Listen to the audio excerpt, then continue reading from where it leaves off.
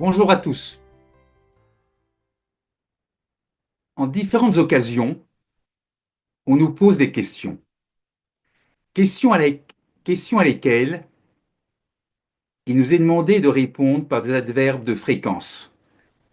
Généralement, le choix est donné entre toujours, souvent, parfois, jamais. Par exemple, est-ce que vous fumez? Est-ce que vous fumez toujours, souvent, parfois, jamais? Autre exemple, est-ce que vous obéissez à vos parents? Toujours, souvent, parfois, jamais. Est-ce qu'il vous arrive de mentir? Toujours, souvent, parfois, jamais. Maintenant que vous avez compris la manière de procéder, posons des questions auxquelles on répondra silencieusement. Faites-vous confiance à Dieu? Faites-vous confiance en Dieu toujours, souvent, parfois ou jamais? Autre question. Avez-vous foi en Dieu? Toujours, souvent, parfois ou jamais? Doutez-vous de Dieu? Toujours, souvent, parfois ou jamais? Si nous sommes honnêtes avec nous-mêmes, nous répondrons à ces questions par souvent ou parfois. Répondre par toujours ou jamais serait excessif et pas vrai. La plupart du temps, on se situe entre toujours et jamais, c'est-à-dire on se situe plutôt entre souvent et parfois. On croit en Dieu, on croit en Dieu, mais il nous arrive de douter souvent, il nous arrive de douter parfois. Des exemples. L'onction. Vous êtes malade. Vous demandez une onction. Attendez-vous à être guéri toujours, souvent, parfois ou jamais? Dans les faits, on est guéri et on s'en étonne. On n'est pas guéri et on ne s'en étonne pas. Reportons-nous au livre de Jacques. Jacques, chapitre 5. Jacques,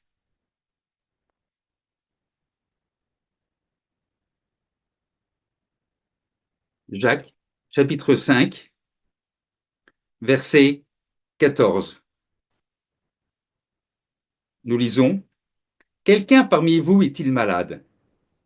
Qu'il appelle les anciens de l'Église et que les anciens prient pour lui en l'oignant d'huile au nom du Seigneur. Verset 15. La prière de la foi sauvera le malade, et le Seigneur le relèvera s'il a commis des péchés, il lui sera pardonné. Qu'est-ce que nous venons de lire? Nous venons de lire que la prière de la foi sauvera le malade et qu'il sera guéri. C'est bien ce que nous lisons. Alors, pourquoi doutons-nous trop souvent de la guérison? Faisons-nous confiance en Dieu, faisons-nous confiance à Dieu, toujours, souvent, parfois ou jamais? Lorsqu'on demande une onction, attendons-nous à être guéris, toujours, souvent, parfois ou jamais? Le sujet de mon étude aujourd'hui est la question de la confiance en Dieu. La confiance en Dieu. Faisons-nous confiance en Dieu, toujours, souvent, parfois ou jamais? La guérison. La guérison fait appel à la foi et à la confiance en Dieu. La foi et la confiance en Dieu devraient renverser tous les obstacles. La foi et la confiance en Dieu devraient renverser tous les arguments, toutes les raisons que l'on pourrait avoir de ne pas faire confiance en Dieu. Mais qu'est-ce que la foi? Et qu'est-ce que la confiance? Commençons par définir la foi. La foi, la définition de la foi se trouve en Hébreu, chapitre 11, verset 1. Hébreu 11, verset 1, nous avons la définition de la foi.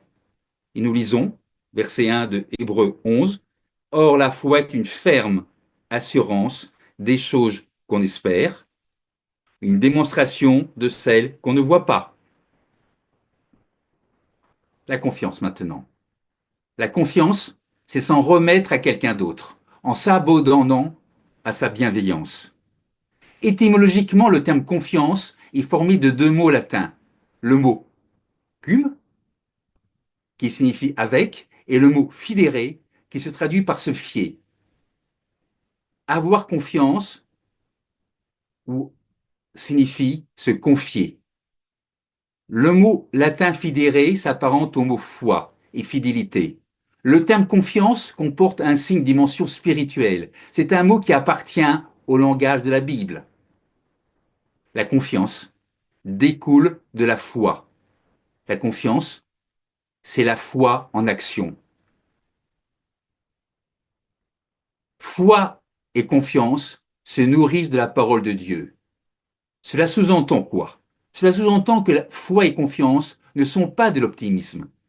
L'optimisme qui consisterait à voir tout du bon côté des choses, à trouver que tout est pour le mieux, sans se soucier et sans s'en référer à l'être suprême. La confiance, ce n'est pas non plus la méthode Coué. La véritable confiance, c'est quoi? La véritable confiance, c'est s'en remettre continuellement en Dieu. C'est faire de Dieu notre ami, notre allié et notre partenaire. Un petit enfant a confiance en ses parents. Un petit enfant qui demande à ses parents de faire quelque chose sait que ce qu'il demande, il l'obtiendra. Il n'a pas de doute, il n'y a pas de doute dans son esprit.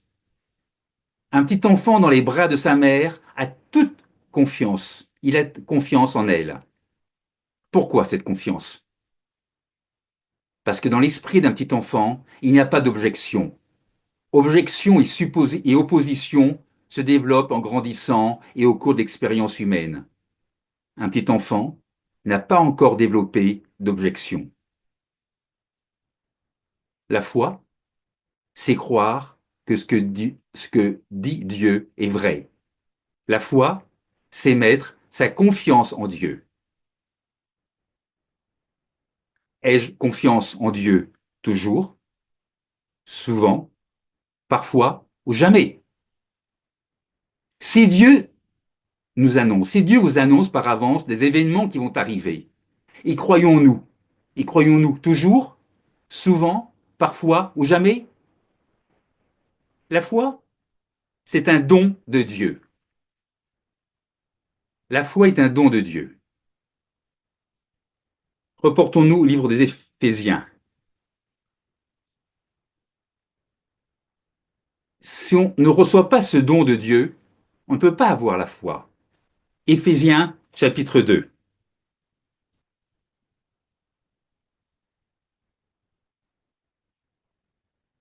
Éphésiens 2,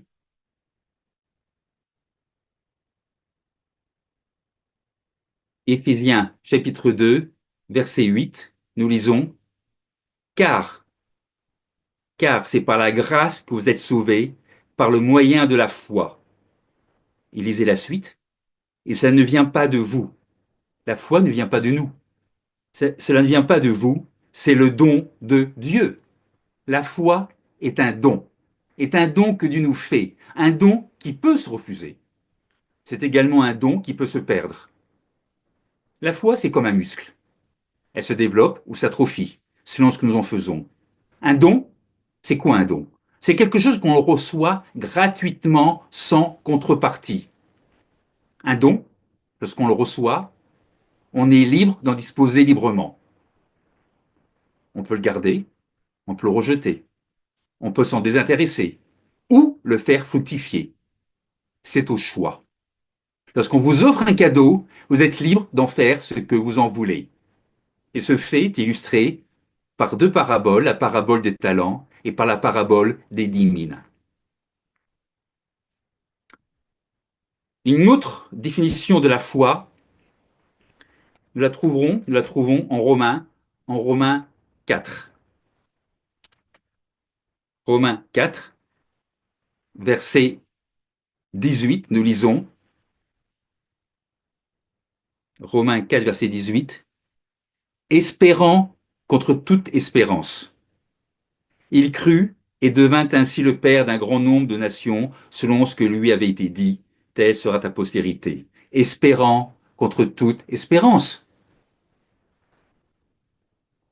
Est-ce que nous espérons contre toute espérance, toujours, souvent, parfois ou jamais? Que veut dire espérer contre toute espérance? Cela veut dire que lorsqu'on croit qu'il n'y a plus d'espoir, cela veut dire qu'il y en a encore. Il faut maintenir son espérance envers et contre tout. Et c'est ce que fit Abraham. Posons-nous la question de savoir comment Abraham est-il arrivé à pouvoir espérer contre toute espérance. Lorsqu'on a un problème de santé relativement léger, on demande en principe une onction. Et on s'attend à être guéri. On est d'accord. Par contre, si l'on est confronté à une maladie grave, voire à une maladie incurable, on demande également une onction. Mais trop souvent, la personne qui demande l'onction ne s'attend pas à être guérie. Pourquoi cette différence? Ben, tout simplement à cause du raisonnement humain. Pour une grippe, on pense que Dieu peut guérir, alors que pour une maladie grave, on ne pense pas la guérison possible. On pense la guérison trop difficile. Mais laissez-moi vous poser une question. Difficile pour qui? Tout se passe dans notre esprit. On raisonne, on réfléchit, on étudie la maladie dont on souffre et l'on se dit que l'on n'en guérira pas. Et on oublie que Dieu peut faire toutes choses. Il n'est pas plus difficile pour Dieu de guérir une maladie grave qu'un simple rhume. Lorsque vous avez une maladie grave, est-ce qu'on espère contre toute espérance? Est-ce qu'on espère contre toute espérance? Toujours, souvent, parfois ou jamais. Comment, comment peut-on espérer contre toute espérance? La réponse, nous la trouvons en continuant notre lecture au chapitre 4 de Romains 4, verset 20. Nous lisons, il, il désigne Abraham, il ne douta point par incrédulité au sujet de la promesse de Dieu, mais il fut fortifié par la foi, donnant gloire à Dieu, ayant la pleine conviction que ce qu'il promet, il peut aussi l'accomplir. Abraham, si nous comprenons ce que nous avons lu, Abraham fut d'abord fortifié par la foi. Et la foi, je le répète, est un don que nous fait Dieu. Abraham en remercia Dieu. Abraham remercia Dieu d'avoir reçu la foi. Et en plus de la foi, Abraham avait la pleine conviction. Avoir une conviction, c'est quoi avoir une conviction? C'est avoir la certitude. Avoir une conviction, c'est être sûr de quelque chose. La conviction, c'est un complément de la foi. Une conviction, c'est avoir l'assurance que ce en quoi on croit par la foi se réalisera assurément. Croire, c'est le résultat d'une conviction absolue, et une conviction absolue repose sur la foi. Une conviction ne repose pas nécessairement sur des preuves tangibles. Une conviction peut reposer sur des éléments immatériels. Une conviction, c'est une certitude qui nous est communiquée par l'Esprit Saint de Dieu. Une conviction, c'est la foi en action. De même que la confiance en Dieu, c'est la foi en action. La confiance en Dieu ne repose pas sur des éléments tangibles, mais sur la foi. La foi est à l'origine de la confiance que nous mettons en Dieu. Faire confiance à Dieu en toute chose, c'est une des conséquences de la foi. Faisons-nous confiance en Dieu, toujours, souvent, parfois ou jamais? Reportons-nous au livre des Corinthiens. Premier livre des Corinthiens, chapitre 10. 1 Corinthiens 10, verset 13. Nous lisons: Aucune tentation ne vous est survenue qui n'ait été humaine, et Dieu, qui est fidèle, ne permettra pas que vous soyez tentés au-delà de vos forces.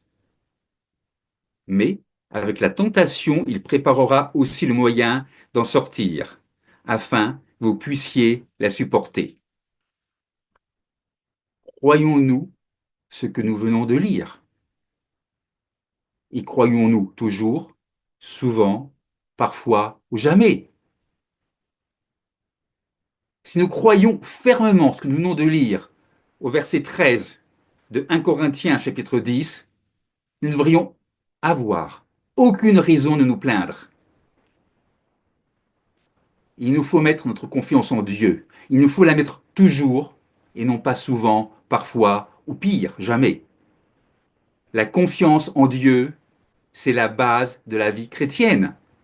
Sans confiance en Dieu, il ne peut y avoir de véritable vie chrétienne. Impossible. Une vie chrétienne, c'est développer un lien, c'est développer une communication entre nous et Dieu. Une vie chrétienne est plus, en plus du lien que l'on établit avec Dieu, une vie chrétienne doit se traduire par l'obéissance aux commandements de Dieu. La confiance en Dieu, nous devons l'avoir en tout temps, en toutes choses et en toutes circonstances. Regardons en arrière dans nos vies. Regardons en arrière dans nos vies. Et nous constaterons, nous avons souvent fait des erreurs. Il nous est arrivé plus d'une fois de nous détourner de Dieu. Nous sommes revenus à lui, et si l'on regarde bien dans nos vies, l'on remarquera que Dieu est souvent intervenu pour nous aider. Alors, pourquoi devrions-nous douter de Dieu? Faisons-lui toujours confiance, et non pas souvent, parfois ou jamais. Vous savez, la vie est une succession de miracles auxquels on ne prête pas attention. Reportez-vous au livre de Marc. Marc, chapitre 9. Marc, chapitre 9. Dans Marc, chapitre 9, il y a un récit biblique où il est question de quelqu'un qui a un fils malade, un fils mourant. Les parents font appel aux apôtres qui, par manque de foi, ne purent rien faire. Désespérés, quand on a un fils mourant, on est désespéré. Désespérés, les parents vont vers Christ. Christ leur demande, depuis quand leur fils souffre-t-il? Et le père répond, depuis son enfance. Reportons-nous au livre de Marc, on y est, Marc 9, verset 17. Et un homme de la foule lui répondit, Maître, j'ai amené auprès de toi mon fils qui est possédé d'un esprit muet. En quelque lieu qu'il le saisisse, il le jette par terre. L'enfant écume, grince des dents et devient tout raide. J'ai prié tes disciples de chasser l'esprit et ils n'ont pas pu. Manque de foi. Verset 19. Race incrédule, leur dit Jésus. Jusqu'à quand serai-je avec vous? Jusqu'à quand vous supporterai-je? Amenez-le-moi. On lui amena. Et aussitôt que l'enfant vit Jésus, l'esprit l'agita avec violence. Ce n'est pas tant l'enfant qui a vu Jésus, c'est surtout l'esprit qui était en lui. Il tomba et se roulait par terre en écumant. Verset 21. Jésus demanda au Père, Combien y a-t-il de temps que cela lui arrive? Et le Père lui répond, Depuis son enfance, répondit-il. Maintenant, lisons le verset 22. Et souvent l'Esprit l'a jeté dans le feu et dans l'eau pour le faire périr. Mais si tu peux, lisez, faites attention à ce qu'on va lire maintenant. Mais si tu peux quelque chose, viens à notre secours et compassion de nous. Cet homme s'adresse à Dieu. Il s'adresse à Jésus-Christ. Jésus-Christ peut toutes choses. Mais cet homme ne le sait pas. Il a des doutes. Il s'adresse à Dieu en lui disant, si tu peux. On ne sait jamais, éventuellement, depuis le temps qu'on cherche à guérir notre fils, toi, tu peux éventuellement quelque chose. Mais Dieu peut faire quelque chose. L'homme vient vers Christ pour que son fils soit guéri, mais il vient en doutant. Et nous-mêmes, nous faisons souvent de même. Quand nous avons une maladie, nous nous faisons oindre, mais nous le faisons souvent avec le doute. Nous nous faisons oindre en pensant, si je peux être guéri, tant mieux, mais on doute de la guérison. Nous doutons, comme cet homme doutait que Christ puisse guérir son enfant. Et tout à coup, cet homme qui ne croyait pas vraiment à la guérison de son fils se met à croire. Que se passe-t-il dans l'esprit de cet homme? La Bible ne le dit pas. Le père de l'enfant appelle Christ au secours. Voyons ça, verset 24. Aussitôt le père de l'enfant s'écria, je crois. Quelques versets plus haut, il ne croyait pas encore, il avait des doutes. Et là, verset 24, il s'exprime, il crie, je crois, viens au secours de mon incrédulité. Tout à coup, cet homme se réveille. Il implore Dieu de venir à son secours. Cet homme pousse un cri à Dieu. Il lui dit, je crois. Qu'est-ce qui s'est passé? Cet homme vient de recevoir un cadeau inestimable. Il ne s'en rend pas compte. Un cadeau encore plus estimable que la guérison potentielle de son fils. La foi lui a été donnée. Il affirme sa foi en demandant la guérison de son fils. Il ne doute plus que Christ a le pouvoir de guérir son fils. Il ne doute plus. Un tel cri venant de la foi ne pouvait recevoir qu'une réponse positive de Christ. C'est la capacité du Père de mettre sa confiance en Dieu qui sauva son fils. Cet homme, ce papa, se mit à croire en Dieu. Il croit en Dieu, mais il est conscient que sa foi n'est pas suffisante. C'est la raison pour laquelle il demande à Christ de venir au secours de son incrédulité. L'histoire de cet homme et de son fils, vous savez quoi? L'histoire de cet homme et de son fils, c'est notre histoire. C'est notre histoire à nous tous. Nous croyons un peu, mais jamais beaucoup. Nous croyons parfois, mais jamais toujours. C'est pourquoi nous devons, comme le fit cet homme, appeler Dieu au secours de notre manque de foi. Plus nous ferons appel à Dieu, plus nous prendrons conscience de notre manque de foi, ce qui nous conduira à demander à Dieu l'aide nécessaire.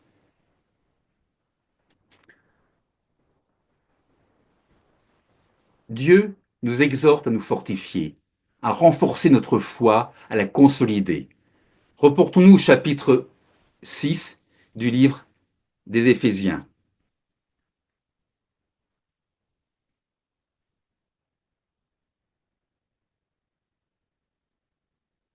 Éphésiens 6, verset 10, nous lisons, au reste, fortifiez-vous dans le Seigneur et par sa force toute puissante. Revêtez-vous de toutes les armes de Dieu afin de pouvoir tenir ferme contre les ruses du diable. Revêtez-vous de toutes les armes de Dieu afin de pouvoir tenir ferme contre les ruses du diable. Nous devons lutter contre notre nature charnelle, mais également contre les ruses du diable. Il est souvent mis l'accent sur la lutte contre notre nature charnelle. Cette lutte contre notre nature charnelle ne devrait pas nous faire oublier que nous devons également lutter contre Satan et ses démons. Beaucoup de religions, beaucoup de philosophies et de nombreux courants de sagesse mettent l'accent sur le contrôle des passions pour trouver le bonheur. Par exemple, prenons le bouddhisme. Le bouddhisme préconise l'acquisition de la sagesse et de la maîtrise de soi. L'épicurisme et le stoïcisme également. C'est bien, c'est louable, mais cela ne donne aucune explication au sens de la vie. Et c'est oublier qu'en plus de rechercher la sagesse, nous devons lutter contre Satan et ses démons. Cette lutte est d'autant plus importante que nous approchons des temps de la fin. Satan sait qu'il ne lui reste plus beaucoup de temps pour agir. Et le peu de temps qui lui reste, il va en profiter pour augmenter ses attaques. De notre côté à nous, sachant cela, nous devons augmenter notre niveau de confiance en Dieu. Dans les années qui précéderont le retour du Christ, nous ne serons pas tous dans le lieu de refuge. Et ceux et celles qui resteront en arrière devront faire face aux puissances démoniaques, qui s'attaqueront avec force à ceux et à celles qui voudront rester fidèles au commandement de Dieu. Et c'est à ce moment-là que les armes de Dieu revêtiront toute leur importance. Continuons la lecture d'Éphésiens 6 au verset 12. Oui, on a lu verset 12, on va le relire. Car nous n'avons pas à lutter contre la chair et le sang, mais contre les dominations, contre les autorités, contre les, contre les princes de ce monde de ténèbres, contre les esprits méchants dans les lieux célestes. Nous avions lu le verset 10, maintenant nous lisons le verset 12. Car nous n'avons pas à lutter contre la chair et le sang, mais contre les dominations, contre les autorités, contre les princes de ce monde de ténèbres, contre les esprits méchants dans les lieux célestes. C'est clair. Plus nous approcherons des temps de la fin, plus nous aurons à lutter contre la chair et le sang, d'accord? Mais également et avant tout contre les dominations, contre les princes de ce monde de ténèbres et contre les esprits méchants. Ensuite, au verset 13 et suivant, l'apôtre Paul nous liste les armes à revêtir pour maintenir notre confiance en Dieu. Des armes à revêtir toujours et non pas souvent, parfois ou jamais. Verset 13.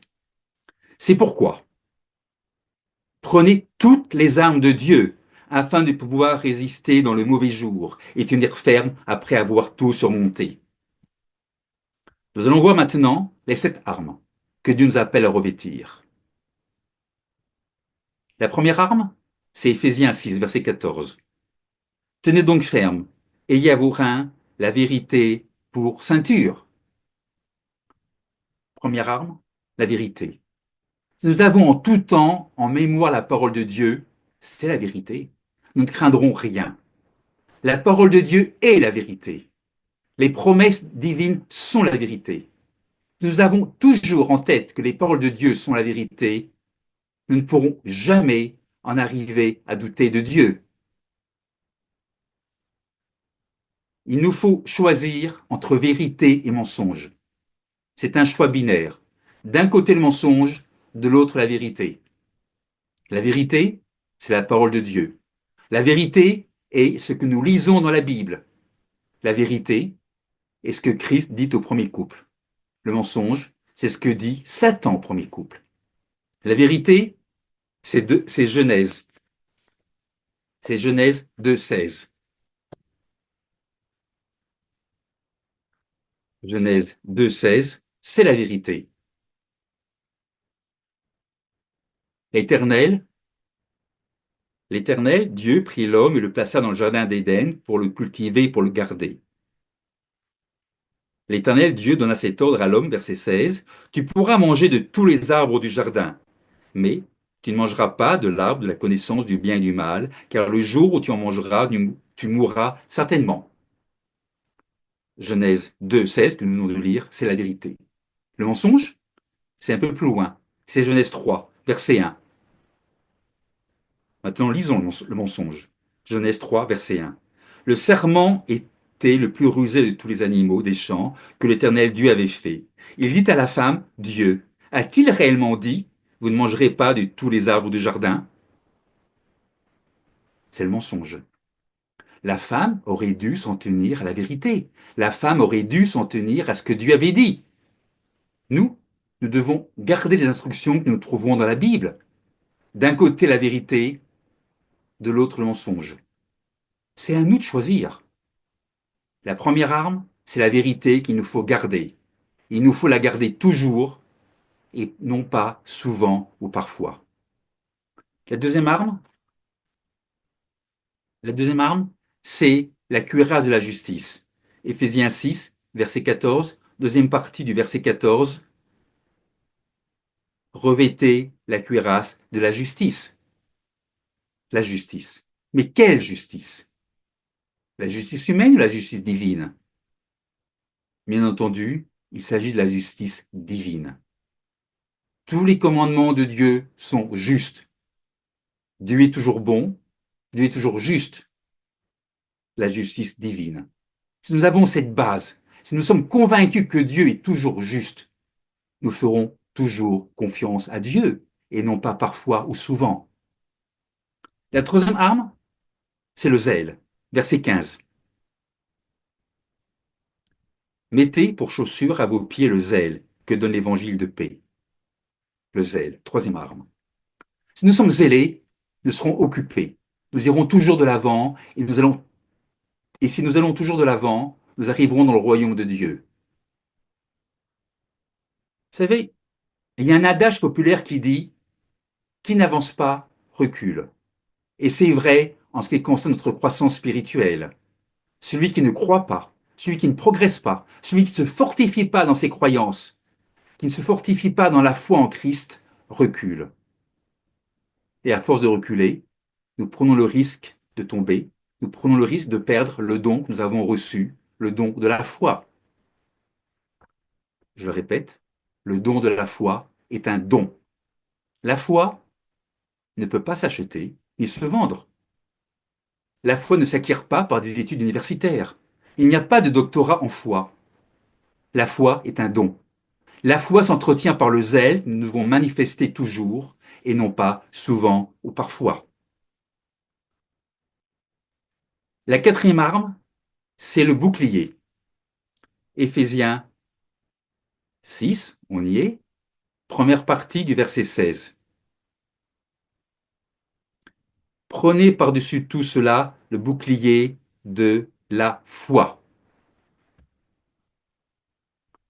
Paul nous parle de bouclier parce qu'un bouclier, parce que le but d'un bouclier est de protéger. La foi nous donne une protection. La foi est véritablement un bouclier non pas contre la chair et le sang, mais contre les princes de ce monde. Nous n'avons pas à lutter contre la chair et le sang, mais la véritable lutte que nous avons à mener est contre Satan. Qu'est-ce qu'un bouclier? Un bouclier, c'est une arme défensive que l'on tient devant soi pour se protéger. Le but d'un bouclier, c'est d'arrêter les attaques qui nous sont, c'est d'arrêter les attaques qui nous sont lancées. Et si nous n'avons pas le bouclier de la foi, nous serons atteints par les attaques de Satan. Quelles que soient les circonstances, ayons le bouclier de la foi. Ayons toujours ce bouclier et non pas parfois. La cinquième arme, c'est le casque du salut. Éphésiens 6, verset 17. Première partie, prenez aussi le casque du salut. Le casque. Cinquième arme. Porter un casque nous protège des coups que nous pourrions recevoir sur la tête. Lorsqu'on doit porter un casque, on doit le porter, non pas souvent, mais tout le temps, et souvent pas parfois. Sixième arme, deuxième partie du verset 17. Et l'épée de l'esprit qui est la parole de Dieu, l'épée. La sixième arme, l'épée de l'esprit qui est la parole de Dieu. L'épée de l'esprit n'est pas une arme formée d'une longue lame d'acier aiguisée. Lorsque l'apôtre Pierre a pris une épée pour défendre Christ, Christ lui demanda de ranger son épée. L'épée de l'esprit, c'est laisser Dieu agir. L'épée de l'esprit, c'est l'Esprit Saint de Dieu. Prendre l'épée de l'esprit, c'est laisser l'Esprit Saint nous guider. L'Esprit Saint doit toujours nous guider et pas seulement parfois. La septième arme, c'est la prière. Éphésiens 6, verset 18. Éphésiens 6, verset 18. Faites en tout temps, par l'Esprit, toutes sortes de prières et de supplications. Veillez à cela avec une entière persévérance et priez pour tous les saints. Lorsque nous prions, prions-nous toujours avec conviction, avec confiance et avec certitude? Prions-nous avec foi? Prions-nous toujours ou seulement parfois? Prions-nous toujours ou souvent ou pire, jamais? Lorsqu'on nous demandons quelque chose à Dieu, demandons sans douter. La foi de Dieu, la foi en Dieu doit faire disparaître tous les doutes. Revenons, revenons à la septième arme. On doit revêtir les armes de l'esprit. Ainsi nous serons assurés de résister aux attaques de Satan. La septième arme, la prière. ça requiert du temps. Et certains d'entre nous se plaignent de manquer de temps pour la prière. Tout le monde se plaint du manque de temps. Ceux qui prient, ceux qui ne prient pas. Tout le monde s'en plaint. Le temps nous échappe. En réalité, le temps, nous en avons, mais nous ne l'utilisons pas sagement.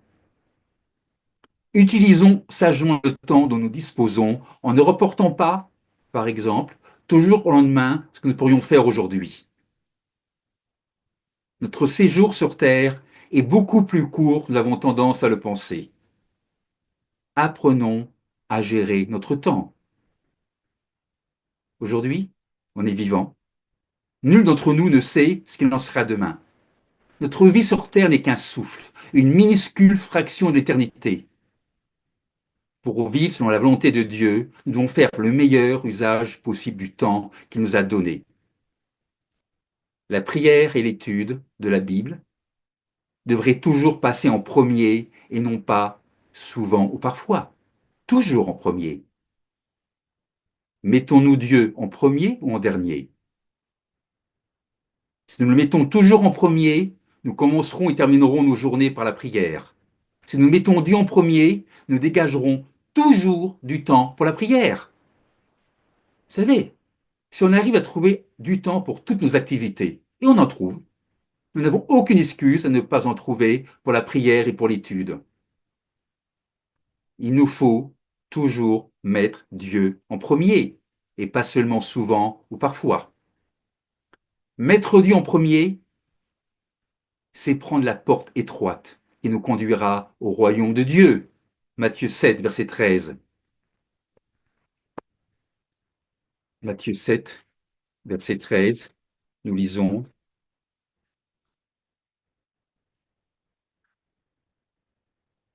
Entrez par la porte étroite, car large est la porte spacieuse, le chemin qui mène à la perdition, et il y en a beaucoup qui entrent par là. Il n'y a que deux chemins possibles, le juste et le faux, le bon et le mauvais, le chemin du royaume et le chemin de la géhenne. Tout le monde emprunte, tout le monde empruntera l'une de ces deux voies. Il n'y a pas de choix intermédiaire, il n'y a pas de troisième voie, pas de piste médiane, pas d'échappatoire possible. Dans la Bible, que ce soit dans l'Ancien Testament, dans le Nouveau Testament, dans le Nouveau, Dieu nous demande toujours de quel côté nous sommes. Dieu nous demande toujours de choisir. Sommes-nous du côté de Dieu ou sommes-nous du côté du monde? Le problème, notre problème, est qu'on essaye de marcher sur deux chemins en même temps. C'est possible, mais jamais sur une longue période.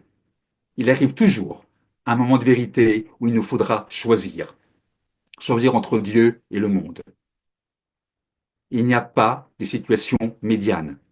Si nous faisons confiance à Dieu, soit nous ne lui faisons pas confiance, soit on lui fait confiance, soit on ne lui fait pas confiance. Avec Dieu, c'est tout ou rien. Prenons l'exemple du sabbat. Le sabbat, c'est le septième jour de la semaine. On est d'accord. C'est pour ça que vous êtes là aujourd'hui. C'est le jour du repos. Nous faisons confiance à Dieu sur ce point. Et Satan arrive, et il introduit le doute dans notre esprit.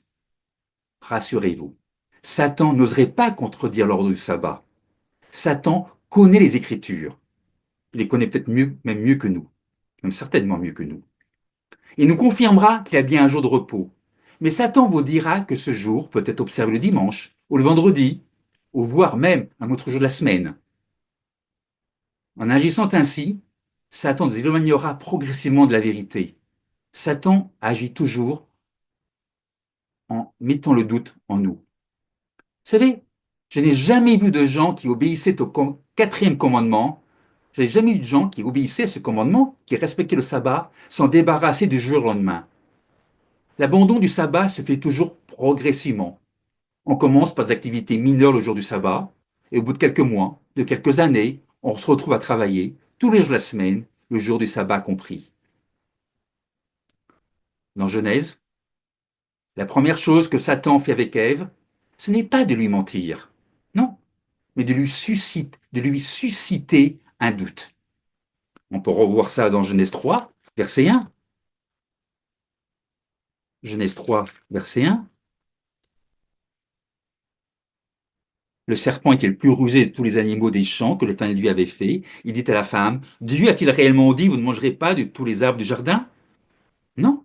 Satan ne dit pas que qu'il faut manger du fruit interdit. Il dit simplement, il met le doute. Dieu a-t-il réellement dit? Dans tous les domaines, si je vous dis Dieu a-t-il réellement dit, je mets le doute dans votre esprit. Satan travaille toujours ainsi. Dieu a-t-il réellement dit que nous devrions nous reposer le samedi, non pas un autre jour? Dieu a-t-il réellement dit que nous devrions jamais manger de porc ou d'autres choses impures? Le simple fait de poser des questions ouvre la porte au doute. Et une fois la porte ouverte, croyez-moi, il est très difficile de la refermer. Les vendeurs qui vont de porte en porte savent très bien qu'ils ont quasiment gagné si on leur entrouvre la porte. Une fois la porte entrouverte, le reste n'est plus que du blablabla pour que le client achète. Il en est de même avec le télémarketing. Un vendeur au téléphone au début de la conversation ne cherche rien à vendre. Il vous dit bonjour, il vous demande de vos nouvelles, il vous demande comment ça va. Il cherche à établir un lien. Le lien, une fois établi, le reste, ce n'est plus que du blabla pour que le client achète. Une fois que la porte est ouverte, il est toujours très difficile de la refermer. Lorsque le doute s'introduit quelque part, il est quasiment impossible de l'en chasser. Donc, ne laissons jamais, jamais le doute entrer. Dans Hébreu 11, dans Hébreu 11, il est mentionné un certain nombre de personnages bibliques qui ont tous un point commun. Le point commun, c'est qu'ils n'ont jamais douté de Dieu. Si nous avions la possibilité de poser la question suivante à Abel, à Noé ou à Enoch. Faites-vous confiance en Dieu toujours, souvent, parfois ou jamais? Ces trois personnes que je viens de citer, Abel, Noé et Enoch, répondraient toujours. Maintenant, si je me posais la question à moi-même, ai-je fait toujours confiance en Dieu? Mais je crains que je ne puisse pas répondre que j'ai toujours fait confiance en Dieu. Souvent, certes, mais toujours, je ne crois pas. Tous les individus mentionnés dans Hébreu 11 ont quelque chose de commun entre eux. Ils ont donné leur vie pour Dieu. Quand vous donnez votre vie pour Dieu, vous êtes capable de répondre que vous faites toujours confiance en Dieu. Maintenant, reportons-nous en Romains. Romains, chapitre 8. Romains, chapitre 8. L'apôtre Paul fit un changement complet dans sa vie. C'est un homme qui persécutait les chrétiens. C'est un homme qui était convaincu d'être dans la vérité. Et sa vérité à lui. Il n'avait pas encore l'esprit ouvert pour comprendre ce qu'est la vérité bibliquement parlant. L'apôtre Paul, après un appel de Dieu, fit un changement radical dans sa vie. Il perdit tous ses avantages et se retrouva persécuté de tous les côtés. Est-ce à dire que Dieu l'avait abandonné? Non. Est-ce que l'apôtre Paul a douté de Dieu? Non. L'apôtre Paul a souffert plus que les autres apôtres et pourtant il est resté solidement accroché dans la foi. Qu'est-ce qui a permis à l'apôtre Paul de rester accroché dans la foi en dépit des tribulations, en dépit des persécutions? Ce qui lui a permis de rester accroché dans la foi, c'est qu'il n'a jamais douté. Il a toujours maintenu une confiance totale en celui qu'il avait appelé à la connaissance de la vérité.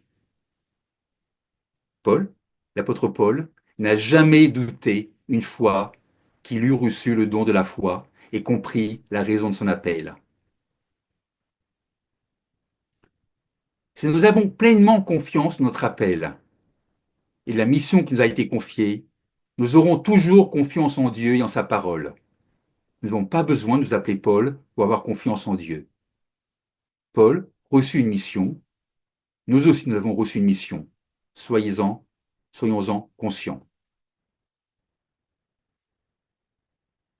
Quels que soient les talents que Dieu a ait pu nous donner, nous devons mener à bien la mission que Dieu nous a confiée.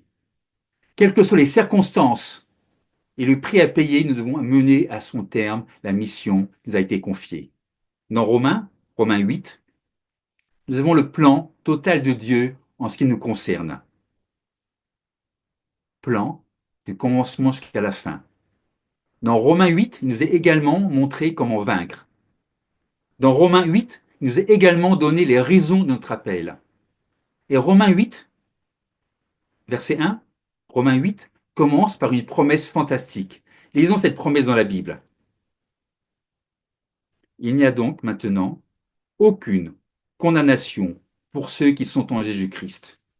Il n'y a donc maintenant aucune condamnation pour ceux qui sont en Jésus-Christ. À partir du moment où nous avons été appelés dans l'Église, que nous comprenons notre appel, que nous nous repentons, à partir de ce moment-là, et à plus forte raison, après notre baptême, nous devons oublier nos péchés. Si Dieu nous a pardonnés, tournons le dos à nos péchés antérieurs et allons de l'avant. Allons un peu plus loin. Romains 8, verset 31, nous lisons. Ce verset doit nous donner la force dont nous avons tous besoin. Verset 31. Que dirons-nous donc à l'égard de ces choses? Maintenant, lisons. Si Dieu est pour nous, qui sera contre nous? Si Dieu est pour nous, qui sera contre nous? Ensuite, verset 33, nous lisons. Qui accusera les élus de Dieu? C'est Dieu qui justifie. Verset 34. Qui les condamnera? Christ est mort, bien plus, il est ressuscité. Il est à la droite de Dieu et il intercède pour nous. Oui, on vient de lire, Dieu intercède pour nous. Il est écrit que Dieu intercède pour nous. Si nous avons cette foi, si nous avons foi que Christ intercédera pour nous auprès de Dieu, mais de quoi aurions-nous peur? De quoi pourrions-nous avoir peur? Ensuite, l'apôtre Paul, au verset suivant, parle des persécutions. Verset 35. Qui nous séparera de l'amour de Christ? Sera-ce la tribulation ou l'angoisse ou la persécution ou la faim ou la nudité ou le péril ou l'épée? Quelles que soient les persécutions dont nous pourrions être victimes dans l'avenir, nous n'avons rien à craindre, car Dieu est là, il nous protégera. Si Dieu est pour nous, qui peut être contre nous? Rien ne devra pouvoir nous séparer de l'amour de Christ. Rien ne devrait pouvoir nous en séparer.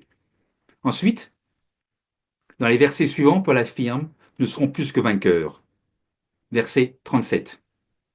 Mais dans toutes ces choses, nous sommes plus que vainqueurs par celui qui nous a aimés.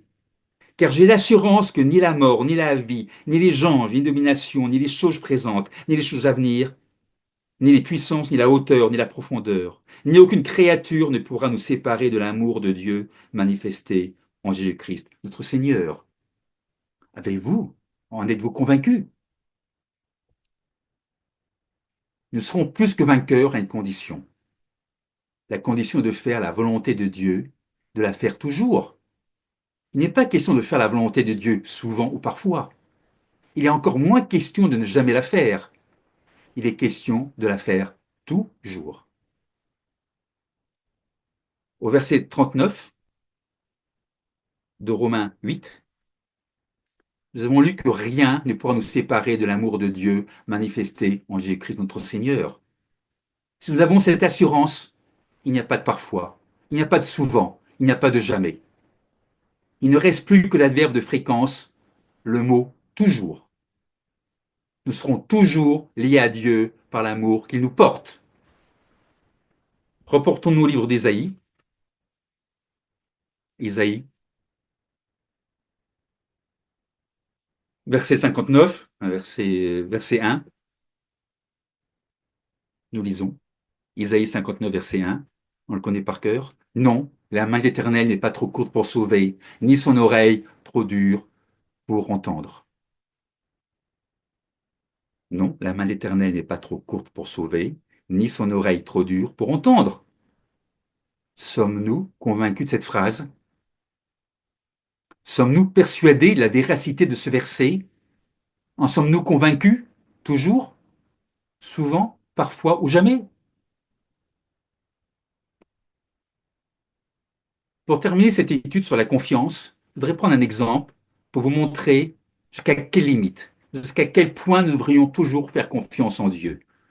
Reportons-nous en Daniel. Daniel, chapitre 3. Daniel, chapitre 3, nous avons trois Hébreux qui avaient reçu un ordre du roi de désobéir au vrai Dieu. Peu importe les détails. Ils ont reçu un ordre, l'ordre leur dit, maintenant vous devez désobéir à Dieu. Le roi a promulgué un décret contraire aux lois divines. Que firent les Hébreux? Ils obéissent au roi, ils ont la vie sauve, ils restent fidèles à Dieu, ils vont à la mort. Les trois Hébreux préféraient obéir à Dieu qu'à un homme. Et que se passa-t-il? Les trois Hébreux sont convoqués et condamnés à mort. Ils pouvaient s'y attendre. Et plus précisément, être jetés dans une fournaise ardente. Les trois Hébreux ont-ils douté de Dieu? Non. L'obéissance à Dieu peut conduire à la fournaise. Dans ce cas, si cela devait nous arriver, et peut-être cela nous arrivera, ferons-nous confiance à Dieu toujours, souvent, parfois ou jamais? Daniel 3, verset 16. Shadrach, Meshach et Abed-Négo répliquèrent au roi Nebuchadnezzar. Nous n'avons pas besoin de te répondre là-dessus. On n'a pas besoin d'argumenter avec des gens qui veulent qu'on désobéisse à Dieu. Verset 17. Voilà, notre Dieu que nous servons peut nous délivrer de la fournaise ardente et il nous délivrera de ta main au roi. Les trois Hébreux avaient-ils des doutes sur leur foi? Ils n'avaient aucun doute. Ils n'avaient aucun doute sur la puissance de Dieu. Par contre, les trois Hébreux ne savaient pas si Dieu allait les épargner. Ils ne connaissaient pas le plan de Dieu à court terme à leur égard. Ce qui doit compter pour nous, ce n'est pas le court terme, mais le long terme. Peu importe notre situation à court terme, l'important c'est qu'en finale, l'on soit dans le royaume de Dieu. Peu importe le plan de Dieu à notre égard dans le court terme, ce qui compte c'est surtout et avant tout le long terme. Il nous faut ne pas nous détourner de Dieu. C'est Dieu considère que nous sommes arrivés au terme de notre vie. Dieu est juge et acceptons le plan qu'il a pour nous. Ce qui compte, c'est de persévérer jusqu'à la fin. Peu importe quand cette fin viendra. La persévérance doit aller jusqu'au terme de la vie, jusqu'au terme de notre vie. Continuons, Daniel 3, verset 18.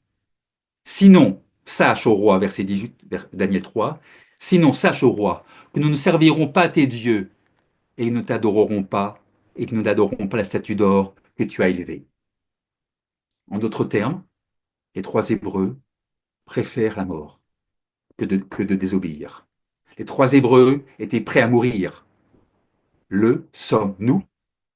Avons-nous la foi des trois Hébreux pour aller jusqu'au bout, sans nous détourner de Dieu? Croyons-nous en Dieu? Toujours? Souvent? Parfois ou jamais? Si nous avons, si nous avons toujours confiance en Dieu, et pas seulement souvent ou parfois, nous pouvons avoir l'assurance que nous serons dans le royaume de Dieu. La confiance en Dieu, la confiance en Dieu, notre foi en Dieu ne protégera pas forcément des épreuves et des tribulations. Par contre, la confiance en Dieu donnera quelque chose de largement supérieur aux épreuves et aux tribulations. La confiance en Dieu nous donnera la paix d'esprit. Quelles que soient les épreuves que nous pourrons être appelés à vivre, nous serons toujours vainqueurs. Je terminerai ce sermon en vous posant une dernière fois la question, faites-vous confiance en Dieu? Faites-vous confiance en Dieu toujours, souvent, parfois ou jamais? À vous de répondre à cette question. Je vous souhaite à tous et à toutes un très bon sabbat.